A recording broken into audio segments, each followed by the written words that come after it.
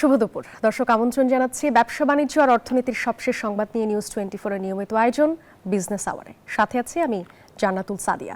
দর্শক, শনি থেকে বৃহস্পতিবার দুপুর 1টায় প্রচারিত হয়ে থাকে আমাদের এই অনুষ্ঠান এবং এই আয়োজনে থাকে দেশ বিদেশের ব্যবসা বাণিজ্যের সবশেষ খবর এবং খবরের বিশ্লেষণ। চলে যাচ্ছে সংবাদে। ডিপো থেকে ফিলিং স্টেশন পর্যন্ত জ্বালানি কি ঠিকভাবে পৌঁছাচ্ছে নাকি পথেই চুরি হয়ে যাচ্ছে অনেকটা? নজরদারির জন্য কার্যকর কোনো পদ্ধতি নেই সরকারের হাতে। বিশেষজ্ঞরা বলছেন তেলের এই পুরনো কারসাজি বন্ধে ডিজিটাল ট্র্যাকিং সিস্টেম চালু করা যেতে পারে। ভবিষ্যতে এমন সংকট মোকাবিলায় তেলের কৌশলগত রিজার্ভ তৈরির তাগিদও দিচ্ছেন তারা।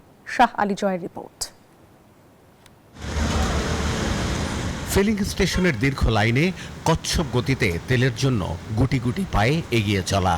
কত ঘন্টা অপেক্ষা করতে হলো সে হিসেব কষাও দায়। রাত থেকে ভোর, ভোর থেকে অপেক্ষা করতে করতে গড়িয়ে যায় দুপুর। 1.5 মাসেরও বেশি সময় ধরে জ্বালানি তেলের এমনই চরম সংকট। এটাই যেন নিউ নরমাল। লাইন শেষে যখন আরাধ্য তেল নিতে যাবেন তখনও চলছে মাপঝোঁক। যতটা তেল চাই ততটা মেলে না। কষ্টের অপেক্ষা মনে হতে থাকে বৃথা। সম্প্রতি বাড়ানো হয়েছে তেলের দাম। আশা ছিল মিলবে পর্যাপ্ত তেল, কমবে ভোগান্তি, কিন্তু তারপরও সেই আগের দৃশ্য। পাম্পের লোকজন বলছেন চাহিদা অনুযায়ী তেলের যোগান কম, আর ডিপো থেকে তেল অন্য কোথাও নিয়ে করা হচ্ছে অবৈধ মজুদ। সরকারি অভিযানে উদ্ধারও হচ্ছে অনেক, কিন্তু প্রশ্ন ওঠে ডিপো থেকে তেল পাম্পে পৌঁছানোর পথে যেভাবে বেহাত হয় তা বন্ধ করা যায় কিভাবে? এক্ষেত্রে তথ্য প্রযুক্তি ব্যবহারের পরামর্শ দিচ্ছেন বিশেষজ্ঞরা। বলছেন ডিপো থেকে ছেড়ে আসা তেলবাহী গাড়িতে যদি ট্র্যাকিং সিস্টেম চালু করা যায় তাহলে চুরি ঠেকানো সম্ভব। শ্রীলঙ্কা, পাকিস্তান এবং মিয়ানমারের মতো দেশগুলো এমন পদ্ধতি প্রয়োগ করে সুফল পেয়েছে বেশ। সরকার সাপ্লাই চেইনে তেল সরবরাহের ক্ষেত্রে চুরি ঠেকাতে পারছে না। এই চেন ঠেকাতে না পারা, এটা এই সরকার আসার পরে এটা তৈরি হয়েছে তা না, এইটা কাঠামোগতভাবে দিনের পর দিন চলে আসছে। ডিজিটাল ট্র্যাকিং সিস্টেমটা যদি আমরা কার্যকর করতে পারি তাহলে এটা খুব সহজেই ঠেকানো সম্ভব। তো এটার জন্য যেটা করতে হবে সেটা হলো যে আসলে ডিপো থেকে কতটুকু তেল আসলে নেওয়া হলো, তো তারপরে এটা আসলে যখন পেট্রোল পাম্পে যাবে তো সেই অনুযায়ী পর্যাপ্ত পরিমাণে আসলে দেওয়া হচ্ছে কিনা, তো সেটা একটু দেখতে হবে। মানে মনিটর করাটা এটা বাধ্যতামূলক। বৈশ্বিক সংকটের এই সময়ে সাশ্রয় এবং অপচয় রোধ যেমন জরুরি, তার চেয়ে বেশি জরুরি খাদ্য এবং উৎপাদন ব্যবস্থা সচল রাখা, এমন পরামর্শ উঠে আসছে। সেচ, তারপরে চাষে, পাওয়ার টিলারে, এসব জায়গায় তেলের সরবরাহ নিশ্চিত করা সব কিছু বাদ দিয়ে জরুরি গণপরিবহন, এদের তেল পাওয়ার ব্যবস্থা রাখা খুব জরুরি ছিল। এবার ধারণা করাই হচ্ছে যে 10% হয়তো উৎপাদন কম হবে। বিশেষজ্ঞরা মনে করেন ভবিষ্যতে এমন দুর্যোগ কিভাবে মোকাবেলা করা যাবে এখন থেকেই তার কৌশল নির্ধারণ করা জরুরি। গবেষকেরা দীর্ঘদিন প্রায় 2 দশক ধরে বলে আসছে যে আমাদের যে কোনো সময় একটা জ্বালানি সংকট তৈরি হতে পারে এবং সেটার জন্য একটা কৌশলগত রিজার্ভার দরকার। এখন আমাদের একটা বড় সুযোগ রয়েছে, যেহেতু রাশিয়ার তেল কেনার ক্ষেত্রে যে নিষেধাজ্ঞা সেটা 60 দিনের জন্য কিন্তু স্থগিত করা হয়েছে। তো 2 মাস যথেষ্ট সময়। এই সময়ের ভিতরে আমরা যদি রাশিয়ার তেলটা কিনে থার্ড কান্ট্রি, বিশেষ করে ভারতে যদি এটা পরিশোধন করে বাংলাদেশে নিয়ে আসতে পারি এবং 6 মাসে এটা মজুত করতে পারি, এটা অত্যন্ত ব্যয় সাশ্রয়ী হবে। তার কারণ রাশিয়ার তেলের দাম কম এবং পরিশোধন করার পরে কিন্তু খরচটা অত বেশি লাগে না। তেল চুরি ঠেকাতে হবে, বন্ধ করতে হবে মজুদের প্রবণতা। সবাইকে সচেতন করার দায়িত্ব নিতে হবে সরকারকে। তাহলে এই সংকটে কিছুটা স্বস্তি আসবে, এমন মত জ্বালানি বিশেষজ্ঞদের। শাহ আলী জয়, নিউজ 24, ঢাকা। জ্বালানি তেলের দাম বাড়ানো ও সরবরাহ বৃদ্ধির ঘোষণার পরও ভোগান্তি কমেনি। গ্রীষ্মের প্রচণ্ড তাপদাহে লাইনে দাঁড়িয়ে অতিষ্ঠ গ্রাহকরা। সংশ্লিষ্টরা বলছেন সরবরাহ কিছুটা বাড়ায় পাম্পগুলোর সামনে দীর্ঘ লাইনের আকার ধীরে ধীরে কমছে, যদিও পরিস্থিতি এখনও স্বাভাবিক হয়নি। রাজধানীর ভেতর ও বাইরের বিভিন্ন এলাকায় একই চিত্র। ঘন্টার পর ঘন্টা অপেক্ষা করেও কাঙ্ক্ষিত তেল মিলছে না। ফিলিং স্টেশন ঘুরে দেখা গেছে যেসব পাম্পে জ্বালানি রয়েছে সেগুলোতে এখনও উপচে পড়া ভিড়। কোথাও 3 থেকে 5 ঘন্টা, আবার কোথাও 7 থেকে 8 ঘন্টা পর্যন্ত লাইনে অপেক্ষায় থাকতে হচ্ছে চালকদের, তারপরও মিলছে না প্রয়োজনীয় তেল।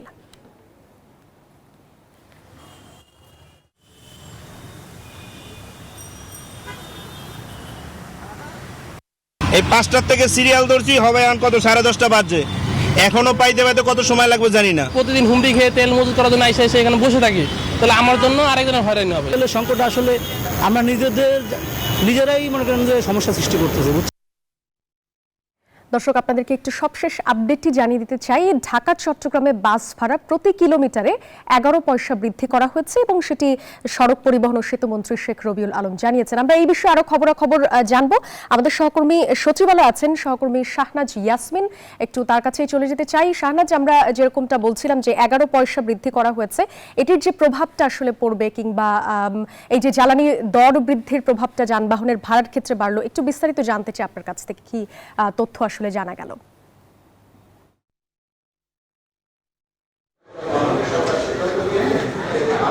জানাচ্ছি গত 18 তারিখে যখন বিশ্বের যে এই অর্থনৈতিক পরিস্থিতি যুদ্ধর কারণে 18 তারিখে বিদ্যুৎ জ্বালানি মন্ত্রণালয় থেকে সব ধরনের তেলের দাম বাড়ানো হলো 15 টাকা থেকে 20 টাকা পর্যন্ত।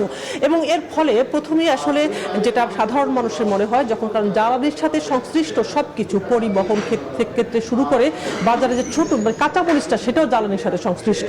তো সেক্ষেত্রে সবাই অপেক্ষা করছিল যে বাস ভাড়া বাড়ানোটা কত হবে, সেক্ষেত্রে সেই প্রভাব বাজারে কত পড়বে।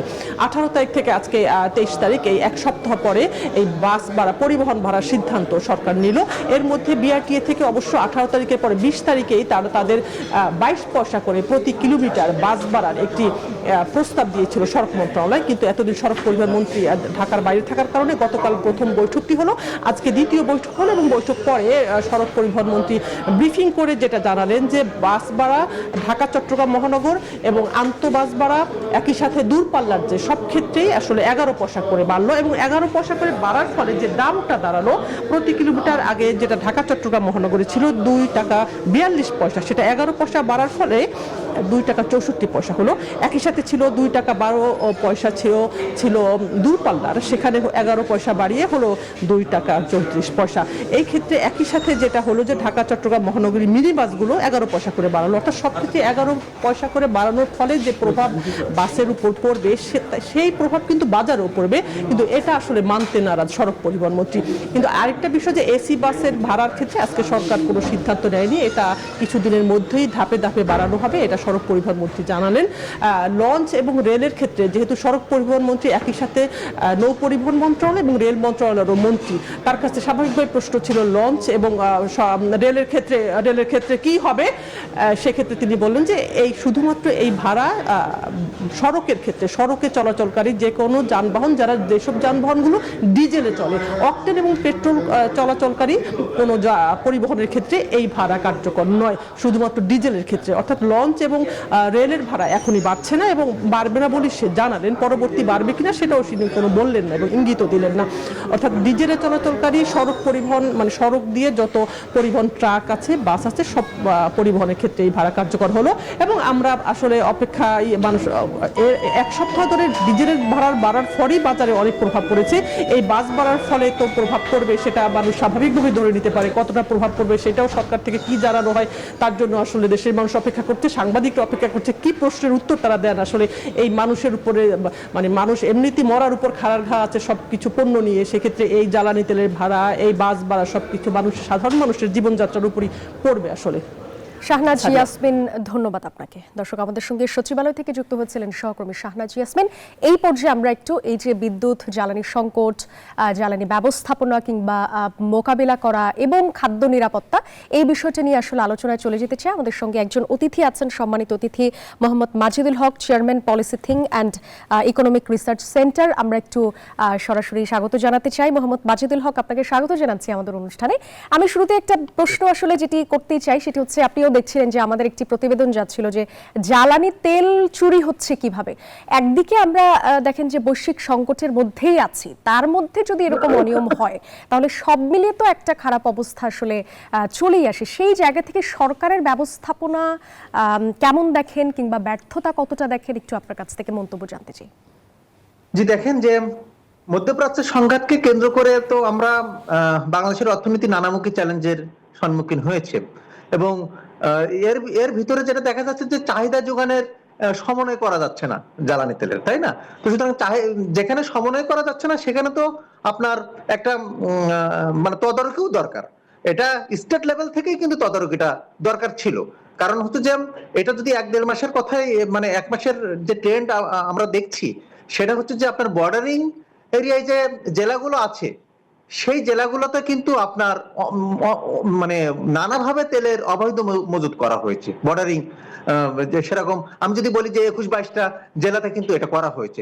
তাহলে যেটা দেখা গেছে যে এটা যদি বারবার হতে থাকে তাহলে তো চাহিদা যোগানোর সমন্বয় করা খুব কঠিন হয়ে যাবে। এক, দ্বিতীয় নম্বর কথা হলো যে স্টেট লেভেল থেকে এখানে অর্থনীতিবিদ মাহফুজ ভাই যেটা বললেন যে যেখান থেকে তেলটা নেওয়া হচ্ছে সেখানেই সে কি পরিমাণে তেল নিচ্ছে আর পাম্প থেকে কি পরিমাণে তেল ডেলিভারি করছে।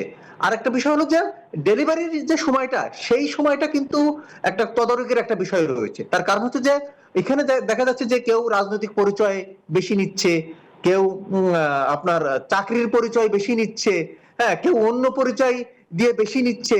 সুতরাং মানে আমার কাছে মনে হয়েছে যে বা যে ট্রেন্ডটা আমরা দেখছি, যে অ্যালোকেশনটা, যে আপনার ফুয়েল অ্যালোকেশনটা কিন্তু এখনো পর্যন্ত আমরা সঠিকভাবে করতে পারিনি। যে আমি ডিপো থেকে আনার পরে পাম্প থেকে যে ডিস্ট্রিবিউশন করা হচ্ছে সেই ডিস্ট্রিবিউশন, সেই অ্যালোকেশনটা কিন্তু আমাদের সঠিকভাবে করতে হবে।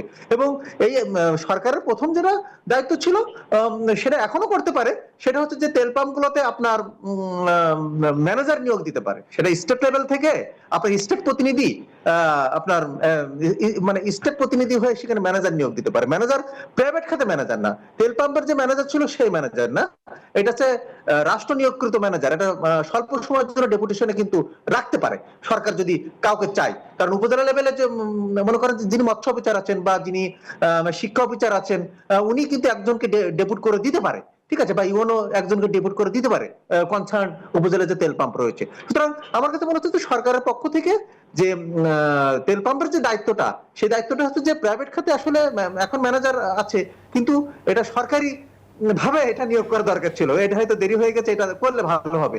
আরেকটা বিষয় হলো যে আমাদেরকে আসলে কি আমাদেরকে সচেতন হতে হবে। কারণ হচ্ছে যে এই আপনার শ্রীলঙ্কাতে, হ্যাঁ, শ্রীলঙ্কাতে খুব ভালো ডিস্ট্রিবিউশন হয়েছিল। সামনের দিনে যে পরিস্থিতিতে যাচ্ছি, আরো কিন্তু ভয়াবহ পরিস্থিতিতে যাচ্ছি। তার কারণ হচ্ছে যে সামনের দিনে আমরা ভূ রাজনীতির দিক থেকে, জিওপলিটিক্যাল ইস্যুতে কিন্তু আমরা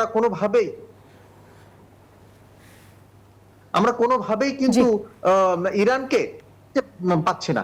সেই জায়গা থেকে একটা ক্রাইসিসের কথা আসলে আপনি বলছিলেন। জি, মোহাম্মদ মাজিদুল হক, আরেকটি বিষয় হচ্ছে যে গ্রীষ্মের সময় তো এমনিতেই সেচের পানিটা একটু বেশি দরকার হয়, তো সেই জায়গা থেকে এখন যে ক্রাইসিসটা চলছে জ্বালানি বিষয়ক, সেই জায়গা থেকে খাদ্য নিরাপত্তা কি আসলে ব্যাহত হতে পারে কিনা, কি মনে হয় একটু জানাবেন? আমি এটা 1 মাস আগেই বলেছি, আমি 1 মাস আগে একটা টক শোতে বলেছি যে সরকারকে আপনার জ্বালানি সংকটের কারণে সামনের দিনে যে খাদ্য নিরাপত্তাহীনতা থাকবে, খাদ্যের অনিশ্চয়তা থাকবে, সেটাকে ট্যাকেল দেওয়ার জন্য, সেটাকে সমাধান করার জন্য আমাদেরকে একটা কর্মপরিকল্পনা হাতে নিতে হবে। এটা আমি 1 মাস আগেই বলে রাখছি। সুতরাং আমি আবারও বলছি, আপনারা যেহেতু জিজ্ঞাসা করলেন, এখন বোরো মৌসুম চলছে, বাংলাদেশের যে আপনার কৃষক কিন্তু সময় মতন ডিজেল পাচ্ছে না। এখন ফসল আপনার যে মৌসুম, আপনার কিন্তু সিজন কিন্তু থেমে থাকে না। তার একদিনের ভিতরে যদি তাকে খাদ্য না দেওয়া হয়, সে মানে আপনি যে ফসল আমরা ফলাচ্ছি সেই ফসলকে যদি আমি খাদ্য বা পানি হিসেবে যদি আমি খাদ্য ধরি, তাই সেটা যদি প্রোভাইড না করা হয় তাহলে তো আমার খাদ্য উৎপাদন ব্যাহত হবে। সুতরাং ফসল তো দেরি করবে না যে আমি 1 সপ্তাহ পরে আমি পানি পেলে হবে। সুতরাং আমার কাছে মনে হচ্ছে যে ইরিগেশন যে ম্যানেজমেন্টটা, সেচ ব্যবস্থাপনাটা কন্ট্রোল করার জন্য সরকারকে এটাকে তৎপর হতে হবে। আর আমি এই মুহূর্তে যেটা বলবো, মানে সরকারকে যেটা গুরুত্ব দিতে হবে সেটা হচ্ছে যে আপনার প্রাইভেট খাতে যে গাড়িগুলো চলছে, আপনার স্কুলগুলোতে যে গাড়িগুলো চলছে, এই মানে বাচ্চাদের আনা নেওয়ার জন্য যে গাড়িগুলো চলছে, এই গাড়িগুলোকে সরকারের যে আসলে মানে আপনার শহরে যে বিআরটিসি যে গাড়িগুলো আছে, সেই গাড়িগুলোকে স্কুলগুলোকে প্রোভাইড করুক বর্তমান সময়ে। কারণ আপনাকে এখন যদি মানে 200 জন বাচ্চা যদি একটা গাড়িতে যায়, 200টা গাড়িতে না যেয়ে আমাকে এখন দরকার কিন্তু শিল্প উৎপাদন এবং কৃষি উৎপাদন। সুতরাং কৃষি উৎপাদন এবং শিল্প উৎপাদন, এবং এদিকে আমি গণপরিবহন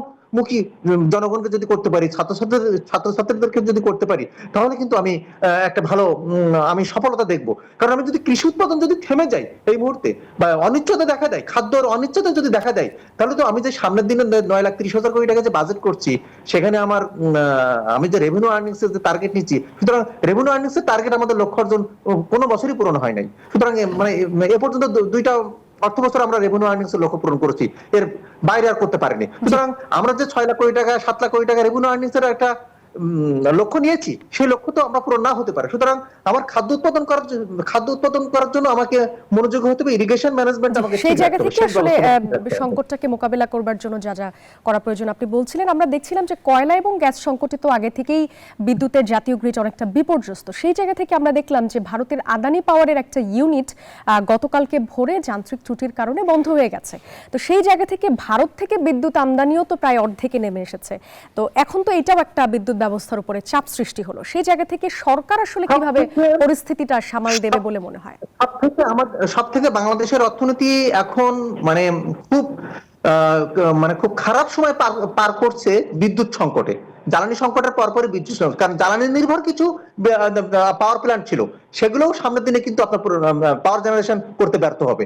আবার আদানি যে পাওয়ার প্ল্যান্ট রয়েছে সেখান থেকে আমাদের চুক্তি অনুযায়ী আমাদেরকে বিদ্যুৎ পাওয়ার কথা, সেখানেও সংকট দেখা দিচ্ছে বাংলাদেশে এই মুহূর্তে। যেটা আমরা জানতে পারছি জেলা আমি অনেকগুলো আজকেও 2-3টা জেলায় আমি কথা বললাম, সেখানে নাকি 16 ঘন্টা 17 ঘন্টা 18 ঘন্টা বিদ্যুৎ থাকছে না। তাহলে আমি যদি পাওয়ার জেনারেশন থেকে শুরু করে আমি যদি এখন পাওয়ার সাপ্লাইটা না দিতে পারি, জনগণের চাহিদা যদি আমি পূরণ করতে না পারি, শিল্প উৎপাদনে যদি বিদ্যুৎ সরবরাহ যদি এখন ব্যাঘাত ঘটে, তাহলে আমার তো যে সমস্যাটা এখন চলমান রয়েছে, একদিকে মূল্যস্ফীতি বেড়ে যাবে জ্বালানির প্রাইসের বাড়ার কারণে, অন্যদিকে তো আপনার মানুষ যদি শিল্প উৎপাদন না হয়, তাহলে যদি মানুষ কর্ম হারায়, কর্মসংস্থান হারায়, তাহলে তো উচ্চ মূল্যস্ফীতি আর উচ্চ বেকারত্ব, এটা তো অর্থনীতিতে একটা স্থবিরতা চলে আসবে। এটাকে স্ট্যাগফ্লেশন বলা হয়। সুতরাং স্থবিরতার দিকে আমরা হতে যাচ্ছি। যদি আমি বিদ্যুৎ সরবরাহ যদি নিশ্চিত করতে না পারি, জ্বালানি সরবরাহ যদি নিশ্চিত করতে না পারি, উচ্চ বেকারত্ব চলছে, উচ্চ মূল্যস্ফীতি বিরাজ করছে, তাহলে আমার অর্থনীতি তো টোটালি একটা স্থবিরতার ভিতরে চলে গেছে। এই মুহূর্তে সরকারকে যেটা করতে হবে, যেভাবে হোক না কেন, তার জ্বালানির নিরাপত্তাটা বাড়াতে হবে, জ্বালানির নিশ্চয়তা বাড়াতে হবে। এই জ্বালানির নিশ্চয়তা বাড়াতে পারলে বিদ্যুতের কিছুটা ঘাটতি আমরা পূরণ করতে পারবো। আরেকটা বিষয় হলো যে এখন আমার সোর্স বাড়াতে হবে, আমার আমদানি সোর্স বাড়াতে হবে, জ্বালানি আমদানি সোর্স। আমি যদি রাজনৈতিক দক্ষতা দিয়ে, আমার কূটনৈতিক দক্ষতা দিয়ে খুব স্বল্প সময়ের ভিতরেই আমাকে জ্বালানি নিশ্চয়তা এবং আমার ইলেকট্রিসিটি নিশ্চয়তা খুব দ্রুত বাড়াতে হবে।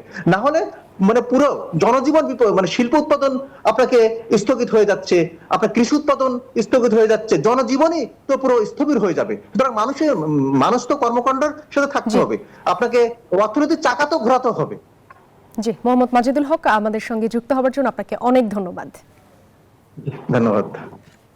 দর্শক, আমাদের সঙ্গে যুক্ত ছিলেন বিদ্যুৎ জ্বালানি সংকট এবং খাদ্য নিরাপত্তা নিয়ে কথা বলবার জন্য সম্মানিত অতিথি Mohammad Majedul Haque, chairman policy think and economic research centre. এ পর্যায়ে আমরা একটা বিজনেস আওয়ারের সময় হলো ছোট বিরতি নেবার, আপনারা সঙ্গে থাকুন।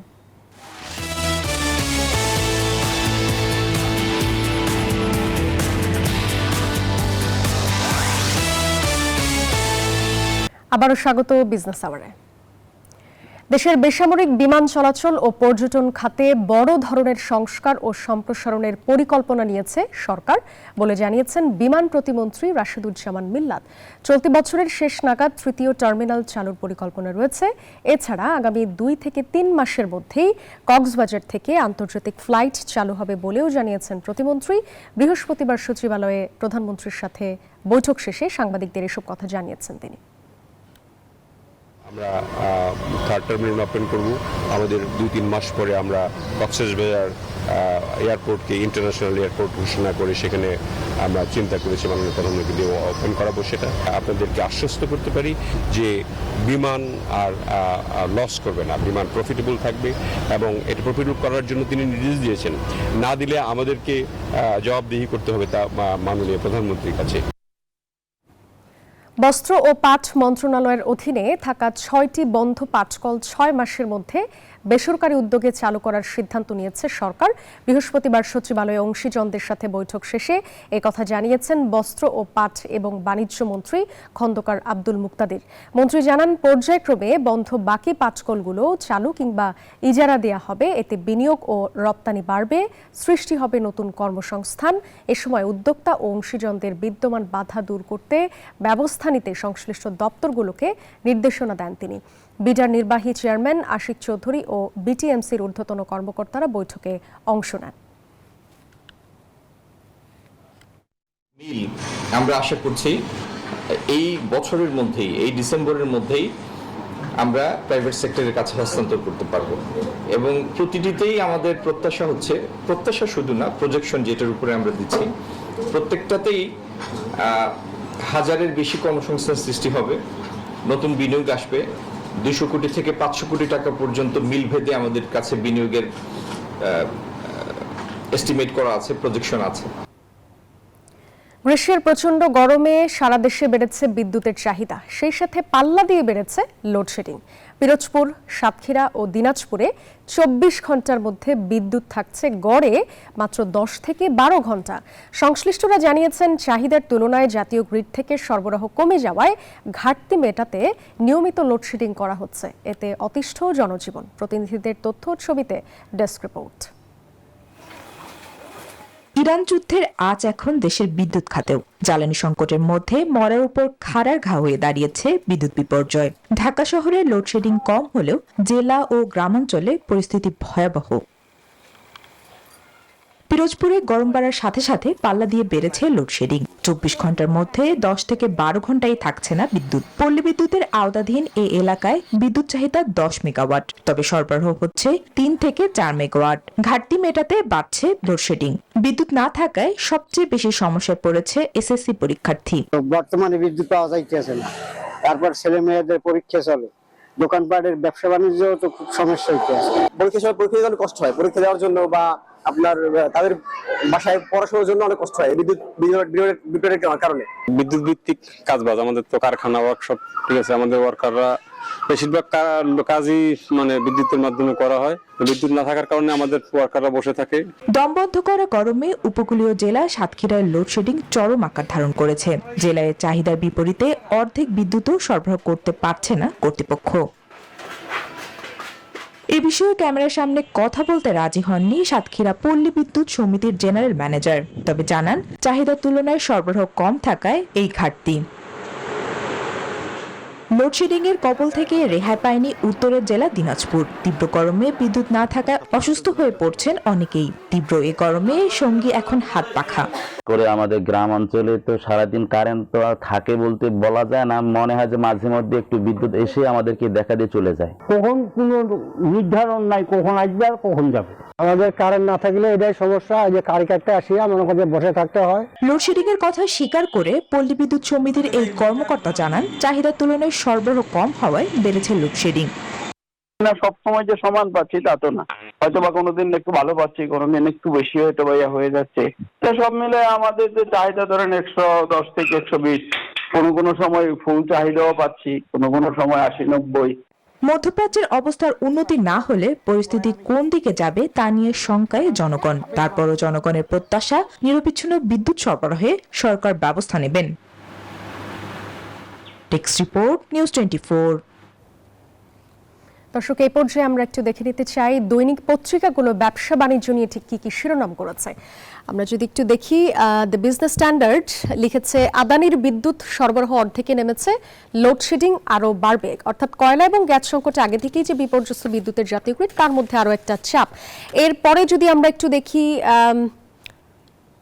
দৈনিক সমকাল, তারা যেটি শিরোনাম করেছে, 32% পোশাক শ্রমিকের আয় ন্যূনতম মজুরের চেয়ে কম, এবং সেটি হচ্ছে ইউএনএসকাপের প্রতিবেদন। এরপর যদি আমরা একটু দেখি, বাংলাদেশ প্রতিদিন শিরোনাম করেছে, নকল পণ্যে খোয়া যাচ্ছে 3000 কোটি টাকার রাজস্ব।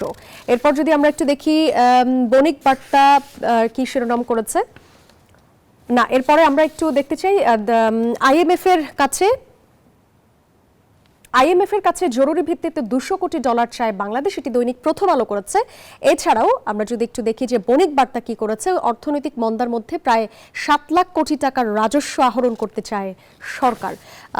মোটামুটি এই ছিল আমাদের যে দৈনিক পত্রিকাগুলো আছে, সেই পত্রিকাগুলো ব্যবসা বাণিজ্য বিষয়ক যে শিরোনামগুলো করেছে সেগুলো জানিয়ে দিলাম আপনাদেরকে। এই পর্যায়ে বিজনেস আওয়ারে আরও একটি বিরতি নিয়ে নিচ্ছি, সাথেই থাকুন।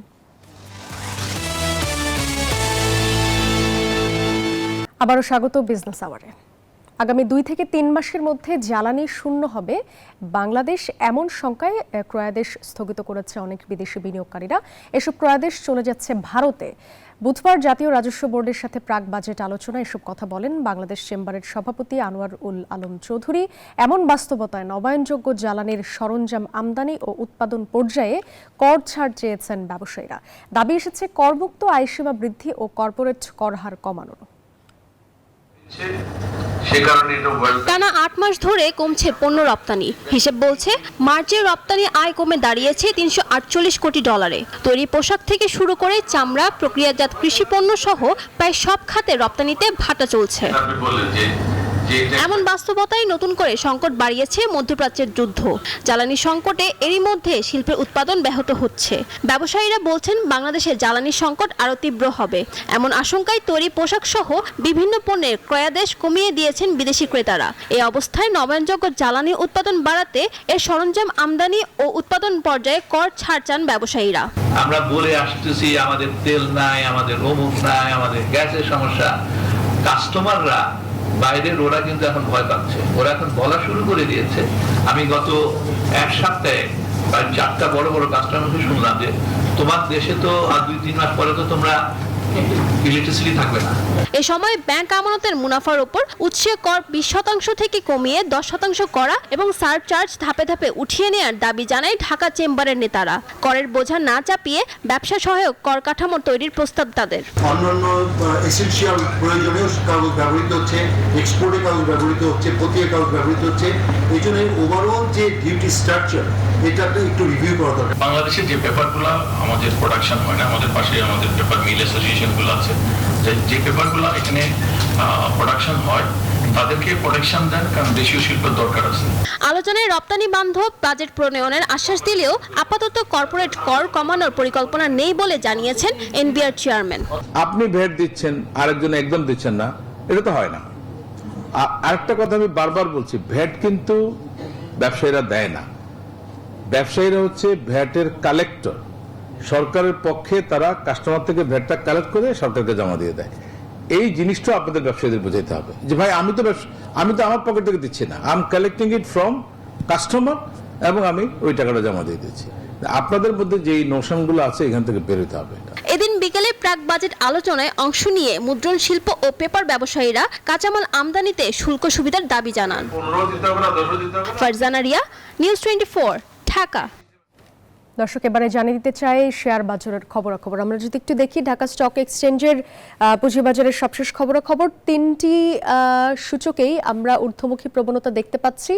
এর মধ্যে আমরা যদি একটু দেখি যে প্রধান যেই সূচকটি সেখানে 3 পয়েন্ট বেড়ে 5302 পয়েন্টে দাঁড়িয়েছে। এছাড়া যদি বলি যে টোটাল এখন পর্যন্ত লেনদেন হয়েছে 764 কোটি টাকা। এছাড়া এখন পর্যন্ত লেনদেন হওয়া যে কোম্পানিগুলো আছে সেগুলোর মধ্যে শেয়ারের দাম বেড়েছে 143টির, কমেছে 186টির এবং অপরিবর্তিত রয়েছে 64টির। দর্শক, এই ছিল মোটামুটি এখন পর্যন্ত শেয়ার বাজারের খবরাখবর। দর্শক, এবারে যদি আমরা একটু মুদ্রা বাজার এবং স্বর্ণের বাজারের খবরাখবর আপনাদেরকে একটু জানিয়ে দিতে চাই। আমরা দেখছি যে মুদ্রার যে বিনিময় মূল্য সেটি মার্কিন ডলার 122 টাকা এবং বিক্রয় মূল্য আছে 123 টাকা। ইউরোতে সেটি 141 এবং বিক্রয় মূল্য সেটা 145 টাকা। এছাড়া যদি আমরা পাউন্ডের ক্ষেত্রে দেখি 159 এবং বিক্রয় মূল্য সেখানে 166। চীনা ইউয়ানে ক্রয় মূল্য রয়েছে 16 টাকা, বিক্রয় মূল্য রয়েছে 18 টাকা, 18.60 টাকা। এছাড়া সৌদি রিয়ালে যদি দেখি ক্রয় মূল্য 32.20 এবং বিক্রয় মূল্য রয়েছে 33 টাকা এবং ভারতীয় রুপিতে 1.30 টাকা হচ্ছে ক্রয় মূল্য এবং বিক্রয় মূল্য হচ্ছে 1.45 টাকা। এরপর যদি আমরা একটু স্বর্ণের বাজারের যে দরদাম সেগুলো যদি একটু দেখি, 22 ক্যারেটের যেই স্বর্ণ রয়েছে সেটি প্রতি ভরির দাম এখন পর্যন্ত 2,46,665 টাকা। এছাড়া 21 ক্যারেটের স্বর্ণের যে প্রতি ভরি 2,35,670 টাকা, 18 ক্যারেটের 2,02,020 টাকা প্রতি ভরি এবং সনাতন পদ্ধতির যে স্বর্ণ আছে সেটি 1,64,520 টাকা। এরপরে যদি আমরা একটু রৌপ্যের দরদামগুলো দেখি, 22 ক্যারেট রূপার প্রতি ভরি এখন 5,715 টাকা, 21 ক্যারেটের প্রতি ভরি রূপা 5,423 টাকা, 18 ক্যারেটের প্রতি ভরি রূপা 4,666 টাকা এবং সনাতন পদ্ধতির যে রূপা রয়েছে সেটি প্রতি ভরি 3,499 টাকা। এই ছিল মোটামুটি এখন পর্যন্ত যেই স্বর্ণের কিংবা রূপার যেই দরদাম সেটি আমরা আসলে জানাচ্ছিলাম। চলতি অর্থবছরের দ্বিতীয় প্রান্তিকে দেশের অর্থনৈতিক প্রবৃদ্ধি কমে 3% দাঁড়িয়েছে, যা কোভিড পরবর্তী সময়ের সর্বনিম্ন। বৃহস্পতিবার মাসিক সামষ্টিক অর্থনৈতিক প্রতিবেদনে এই তথ্য প্রকাশ করেছে পলিসি রিসার্চ ইনস্টিটিউট PRI। সংস্থাটির তথ্য বলছে মূল্যস্ফীতি এখনও 8 থেকে 9% অবস্থান করছে। বিভিন্ন উন্নয়ন সহযোগী সংস্থা চলতি অর্থবছরের জন্য প্রবৃদ্ধির লক্ষ্যমাত্রা কমিয়ে 3.8 থেকে 4% নামিয়ে এনেছে। জ্বালানি ভর্তুকির চাপ মেটাতে বাংলাদেশ ব্যাংক থেকে সরকারের ঋণ গ্রহণ বৃদ্ধি পাচ্ছে, যা মূল্যস্ফীতিকে আরও উস্কে দিচ্ছে। পাশাপাশি সরকারের ব্যাংক নির্ভরতা বেসরকারি খাতে ঋণ প্রবাহকে সংকুচিত করছে। টানা 8 মাস ধরে রপ্তানি আয় সংকুচিত হচ্ছে। রপ্তানি আয় রাজস্ব আদায়ের হার জিডিপির তুলনায় 7% নিচে অবস্থান করছে।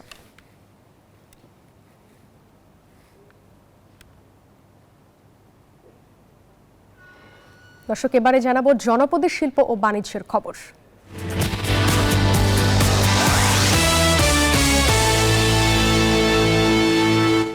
ঝড়, শিলাবৃষ্টি ও উজান থেকে আসা পাহাড়ি ঢলে তলিয়ে গেছে হাওরের হাজার হাজার হেক্টর জমির আধাপোকা বোরো ধান এবং শ্রমিক সংকটে কাটতে না পারায় এই আধাপাকা যে বোরো ধান সেটি খেতেই পচে নষ্ট হচ্ছে। তবে ক্ষয়ক্ষতির কথা অস্বীকার করে পরামর্শ এবং সহায়তা দেওয়া হচ্ছে বলে জানিয়েছে কৃষি বিভাগ। মৌলভীবাজার থেকে সিরাজুল ইসলামের পাঠানো তথ্য এবং ছবিতে ডেস্ক রিপোর্টটি দেখুন।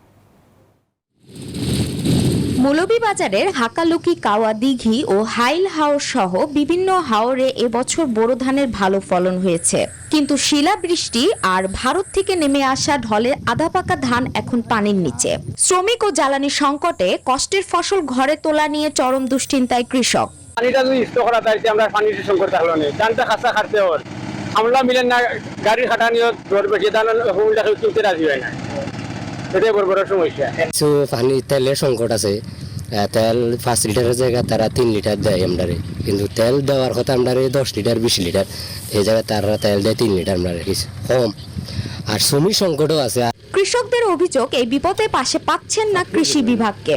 তারা আইয়া দেখছে না এখন পর্যন্ত আবার কিরকম হইছে না হইছে। তারা এবছর জেলার 62,400 হেক্টর জমিতে বোরো ধানের আবাদ হয়েছে। Desk report, news 24। দর্শক, এই ছিল বিজনেস আওয়ারের এখনকার আয়োজন। সাথে থাকার জন্য ধন্যবাদ সবাইকে।